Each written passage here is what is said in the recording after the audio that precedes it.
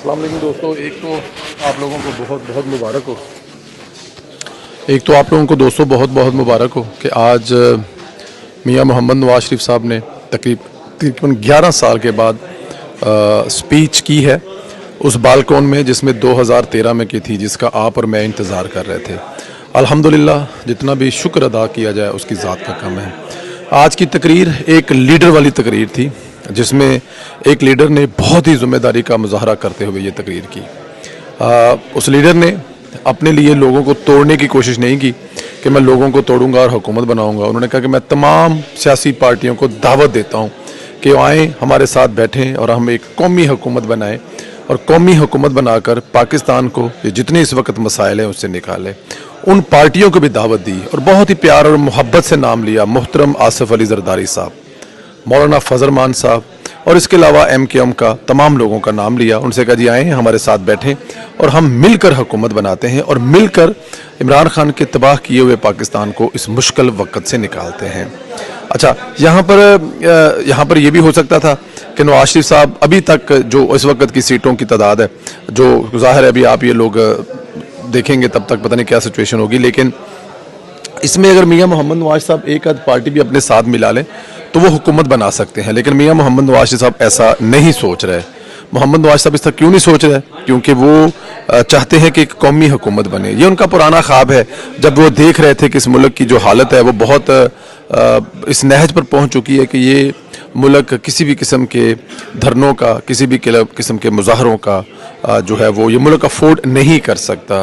और जब ये सब कुछ नहीं कर सकता तो इसका मतलब है कि फिर तमाम लोगों को, तमाम सियासतदान को सीरियस होकर ये हुकूमत जो है वो चलानी चाहिए। तो मियां मोहम्मद नवाज साहब ने आज अपने वर्करों से जब खिताब करते हुए ये कहा कि वो सबको दावत दे रहे हैं, सबको, सबका मतलब सबको दावत दे रहे हैं। तो मेरे ख्याल में ये एक शानदार तकरीर थी और ये खाली तकरीर नहीं थी, नवाज शरीफ साहब के दिल की आवाज़ भी थी। नवाज शरीफ साहब ने एक एक लफ्ज़ जो बोला, मेरे ख्याल में सोने से लिखने वाले वो लफ्ज़ हैं। सोने से लफ्ज़ लिखने वाले ये हैं कि नवाज शरीफ साहब को इक़्तिदार नहीं चाहिए, या नवाज साहब जो हैं वो तनहा इक़्तिदार नहीं चाहते। इससे पहले इलेक्शन के दिनों में जब बहुत सारे लोग इस बात पर एतराज़ करते थे कि पाकिस्तान मुस्लिम लीग नून क्यों जवाब नहीं देती जब आसिफ अली जरदारी साहब के साहबजादे की तरफ से कुछ ऐसी बातें की जाती हैं, तो मैं आपको एक बात बताऊं, मेरे दिल में हमेशा से एक बात थी। मैं भी जब कभी टीवी प्रोग्राम में जाऊं या मैं भी कभी जब वीलॉग करता हूं तो मैं भी इसलिए एहतियात करता हूं कि आसिफ अली जरदारी साहब के जो साहबजादे बिलावल भुट्टो हैं, ये 8 तारीख तक तो ये सारी बातें कर रहे हैं, लेकिन 9 तारीख को फिर उन्हें एक टेबल पर बैठना पड़ेगा। और 9 का मतलब 9 है।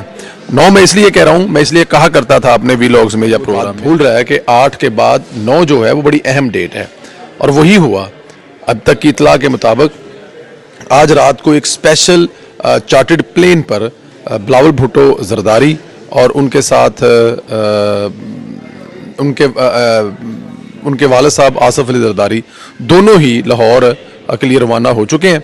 लाहौर में एक बहुत बड़ी बैठक होगी जिसमें तमाम लोग बैठेंगे, तमाम लोग बात करेंगे और अभी तक जो रिजल्ट अभी तक भी पूरे नहीं हुए, अभी तक भी जो यहाँ पर टीमें मेरे पीछे बैठी हैं रिजल्ट जो कंपाइल कर रहे हैं, तो जो भी रिजल्ट होंगे उस पर वो लोग इस बात पर मुतफिक हैं कि तमाम लोग बैठे। तो आज रात 9 तारीख को 9 को ही, मैं हमेशा 9 को कहा करता था कि 8 के बाद जो 9 है उसी में बैठकर वो बातचीत होगी। और देखें आज 9 है और 9 तारीख को बैठकर हुकूमत बनाने के लिए लोग इकट्ठे हो रहे हैं। मीडिया का बड़ा नेगेटिव रन इस पे रहा है, ख़ासतौर पे मीडिया के एक ख़ास हिस्से का, जिन्होंने सिर्फ 5 से 7% जो है 5 से 7% रिजल्ट को लेकर एक बयानिया बनाना शुरू कर दिया और एक ख़ास किस्म की पार्टी जो कि डेफिनेट एक दहशतगर्द जमात है और उसका सारा रवैया जो है वो आप लोग समझते हैं, उनके बारे में ये तासर पैदा करने की कोशिश की कि शायद वो जीत रहे हैं और आगे जाके हुकूमत बनाएंगे। तो जो मीडिया का, मेन स्ट्रीम मीडिया का ये जो एक ख़ास महसूस तबका है,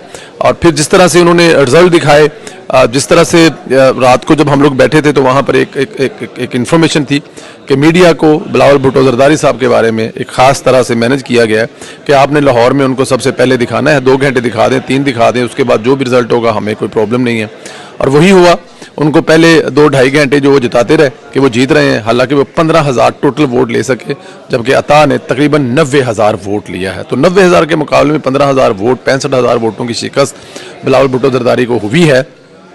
लेकिन जाहिर है ये मीडिया का इसे कहते हैं मैनेज किया हुआ मीडिया। तो जब मैनेज किया हुआ मीडिया ये सब कुछ कर रहा था तो वो आपके सामने रिजल्ट, लेकिन सच में जो था वो सामने आया। अता साहब से जो गुफ्तगू हुई वो आप लोगों ने सुनी। उन्होंने कहा कि जब मुझे ये पता लगा कि जब मैंने इनके पैसे जो हैं वो पैसे इनके पकड़े, जब इनकी चोरी पकड़ी गई 4 अरब रुपया मैंने देखा तो फिर मुझे और हिम्मत मिला, फिर मुझे और हौसला मिला। ताज साहब ने यह भी कहा कि आसफ अली जरदारी साहब के साहबजादे के साथ जिनके आज एक बैठक होने जा रही है कि मैंने लोगों के जाके बुज़ुर्गों के पांव पकड़े, बुज़ुर्गों से बात भी की, बुज़ुर्गों के साथ मैं बैठा भी और मैंने उनको कहा कि मेरे पास आपको देने के लिए पैसे तो नहीं है, लेकिन मोहब्बत प्यार इतना दूंगा कि शायद पैसों की ज़रूरत ना पड़े। ख़ास तौर पर मैं इलेक्शन जीत कर इस जो हल्का है इसको अपना घर बनाऊंगा। बट एनी हाउ आज रात तक मामला क्लियर भी हो जाएंगे। Pakistan Peoples Party, JUI, Pakistan Muslim League नून और ये सब लोग जो PDM2 कह सकते हैं उसको, PDM2 जो है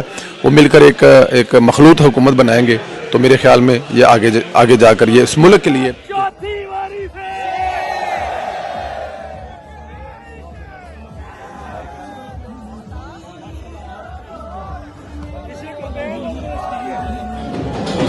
अस्सलाम वालेकुम दोस्तों, इस वक्त मॉडल टाउन में जश्न का समय है। हमारे साथ हुज़ैफा भाई हैं, इनसे पूछते हैं कि यहाँ पर जी हुज़ैफा भाई क्या हो रहा है यहाँ पे? रिजल्ट अनाउंस हो गए हैं, विनिंग। जी अल्हम्दुलिल्लाह, जिस तरीके से हमेशा पंजाब ने और पाकिस्तान ने मियां नवाज शरीफ से प्यार किया है, लेकिन मिनहतुल कौम हमारी बदकिस्मती है, हम एक प्रोपेगेंडे का शिकार हो जाते हैं। कल मीडिया के एक मखसूस हिस्से ने बाकायदा तौर पर एक साजिश के तहत एक कहते हैं कि इंतहाई गैर प्रोफेशनल रवैया अख्तियार किया कि 4 और 5% रिजल्ट्स के ऊपर आप एक नेशनल लेवल के लीडर को कह रहे हैं कि वो जीत गया, वो हार गया। अल्हम्दुलिल्लाह आज रिजल्ट्स आए, इंशाअल्लाह से कुछ देर में मियां नवाज शरीफ यहाँ पहुंचेंगे, विक्ट्री स्पीच करेंगे और मुस्लिम लीग नून मरकज और सूबे के अंदर अच्छे मैंडेट के साथ हुकूमत बनाने जा रही है। और जो वादे इलेक्शन कैंपेन के दौरान मियां मोहम्मद नवाज शरीफ की सरबराही में पार्टी ने किए हैं वो सारे वादे इंशाल्लाह पार्टी पूरे करेगी। आप ये ब्रेक कर रहे हैं कि मुस्लिम लीग नून मरकज और पंजाब में हुकूमत बना रही है, पंजाब की समझ आती है लेकिन मरकज में तो अभी बहुत टाइट चल रहा है। नहीं, टाइट की बात यह है कि जो जितने रिजल्ट्स आ चुके हैं, आपने भी ट्वीट किया, अभी 100 सीट्स के रिजल्ट्स आना बाकी हैं। जो रेशो रही है हमारी, हम जो सीटें जीते हैं 60-68 सीटें या 70 सीटें जिनके रिजल्ट्स आ चुके हैं, वो थे इंतहाई टफ हल्के थे। ये वो टफ हल्के नहीं है, लेकिन अगर हम वो रेशो भी रखें और अगर हम 50% सीटें भी अपनी ले लें 100 में से, तो हम 112, 13, 15 को टच करते हैं। तो हम उसके बाद रिजर्व सीटें मिला लें। हमें अल्लाह के फजल करम से बलोचिस्तान ने बड़ा प्यार किया, 5 MNA की सीटें दी हैं, KPK से हुआ है। तो इंशाअल्लाह ताला जो हमारा 133 का नंबर है, कुछ ऐसे आज़ाद हमारे जीते हैं जिनको आप आज़ाद लिख रहे हैं, वो आज़ाद हैं जो हमारी सपोर्ट से जीते हैं वहाँ पर। जिस तरीके से चॉइस सर्वर के मुकाबले में आपने अकील जीता और भी काफ़ी सारे हल्के ऐसे हैं। सऊद मजीद का हल्का है, डेरा गाजी खान में 1-2 हल्के ऐसे हैं। तो इंशाअल्लाह ताला वो 133 का नंबर अल्लाह के फजल करम से वज़ीर आज़म PMLN के मियां नवाज शरीफ ही होंगे। जी वज़ीर आज़म PMLN में का भी ये कहा जा रहा है कि जो सीटें अभी रिजल्ट अनाउंस नहीं हुआ उनका रिजल्ट आना रहा है, वो बहुत PMLN वहाँ पे लीड कर रही है। लेकिन क्योंकि जो वेबसाइट है इलेक्शन कमीशन की, वहाँ पर रिजल्ट सिर्फ वो हैं जो विन हो चुके हैं, लेकिन जो भी आ रहे हैं वो बहुत क्लोज है और PMLN 100+ सीटें करने जा रही है।